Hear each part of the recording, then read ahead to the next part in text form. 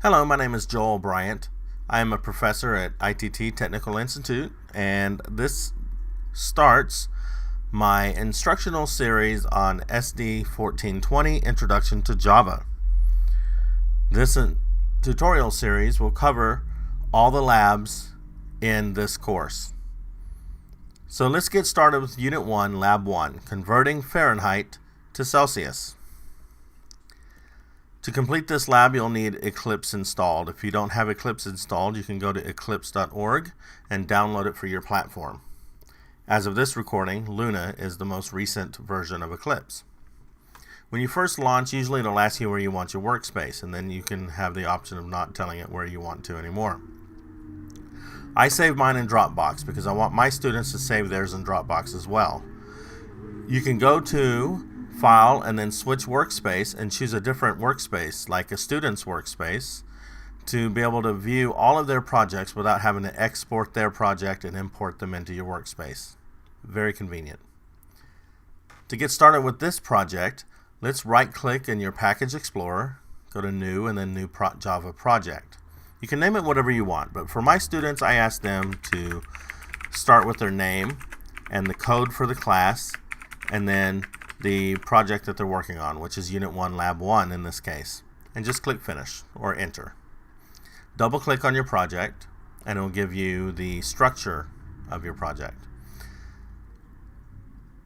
It wants you to create a class with a Java extension. Now that's done automatically, and all you have to do is go over to New and then Class, and this is going to be our main class, meaning the main part of our program. You can name it whatever you want, once again, but to keep it simple, I'm going to call it Unit 1, Lab 1. We're going to select Public Static Void Main, which is the main method of your program. This is the starting point of your program, and I'm going to say Generate Comments. I ask my students to put themselves as the author of the program. The very first thing we must do is to import a library into our program. This is the javax.swing.joption pane library. This library contains all the dialog boxes that we're going to be using, but we're really only going to use two. Anytime you import or define a variable or a method that hasn't been used yet, you'll see a green underline.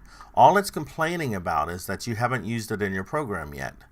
So ignore it for now because we will end up using it. We're going to break this program down into three methods. The first method is the main program. It's already started for you here. Now, it wants us to get a string value as an input value from a dialog box. Now, in the spirit of reusable code, a great way to program is to break down your tasks into methods. Getting input from a dialog box can be a great standalone method. It can be a method that can be reused in many, many programs because, in truth, you'll probably get string input from a user many times in the course of your programming career. To do that, let's create a method outside of our main method.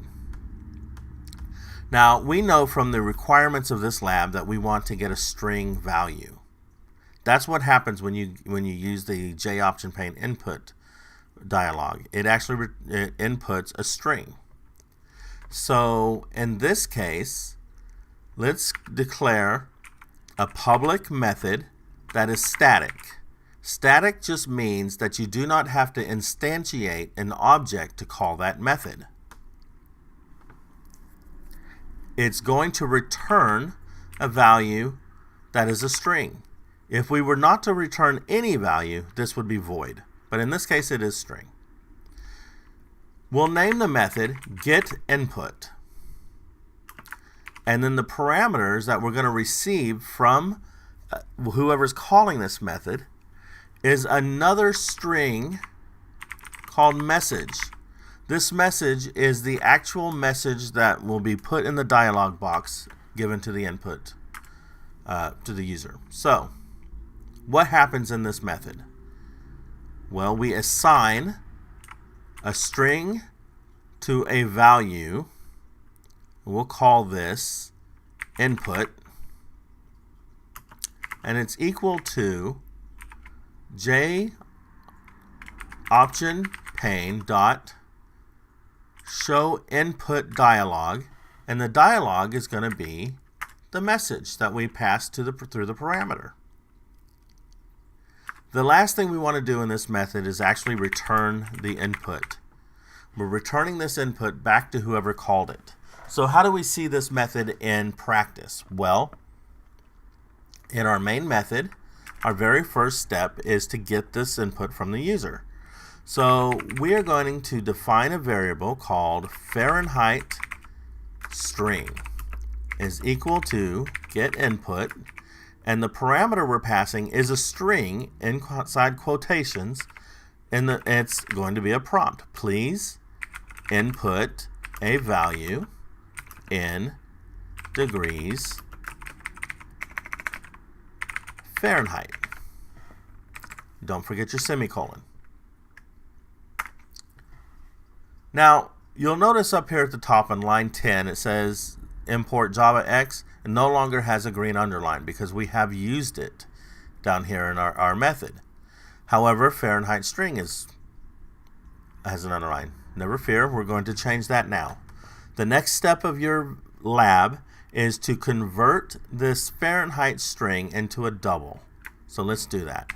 We're going to declare a double called Fahrenheit that equals a parse, so double dot parse of the Fahrenheit string. That's it. That has assigned a value that was inside of a string and parsed it out to a double data type.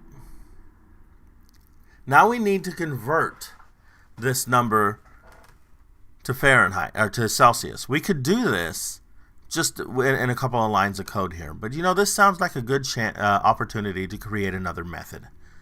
So let's go down here and create a new method. This method is going to be public and static again. It's going to return a value that is double, and let's call it convert to Celsius. We could just call it convert, but let's call it convert to Celsius. The parameter is that it's going to receive a double value. We'll just call it input, but it's going to be a double value that is that Fahrenheit up there. Inside this method, we are going to declare a double called result that is equal to 5.0 divided by 9.0 times our input value minus 32. That is the formula to get Celsius. We'll return our result. Okay? That's our method for converting to Celsius from Fahrenheit. Up here, then, we can declare a new variable called Celsius, which is equal to convert to Celsius, and we're going to send it our Fahrenheit value. And now the only thing left to do in our program is to display the result to the user. And there's no need really to create a new method for this. We could, but there's really no need. So here's what we'll do. J option pane dot show message dialog null, comma, and we're actually going to display this. We're going to say that the Fahrenheit is, and then we will So plus Celsius in Celsius. And we forgot our quotation right here. I left a space right here on purpose, and it'll become clear in a moment. And our program is done. Let's save it, and let's run it and find out what happens.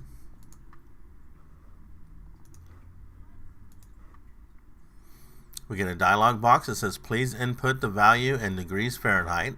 That is just the message that we sent to our other method. And we all know that 32 degrees in Fahrenheit is 0 degrees Celsius. Let's see if we come out with the correct result. Press OK. And sure enough, it's the correct result. Now, we see I forgot a space here. I love everything to look clean. So let's go and put our space right there. Let's run it again. One last time. We'll put 98.6, and 98.6, which of course is the proper temperature of a normal human being, is 37 degrees in Celsius. Let's see if we get the correct result. And we do. Thus concludes this tutorial for Unit 1, Lab 1 in the SD1420 Introduction to Java class at ITT Technical Institute. Stay tuned for future tutorials, and if you have any questions, please feel free to leave them in below. And of course, like the video as well. Thank you.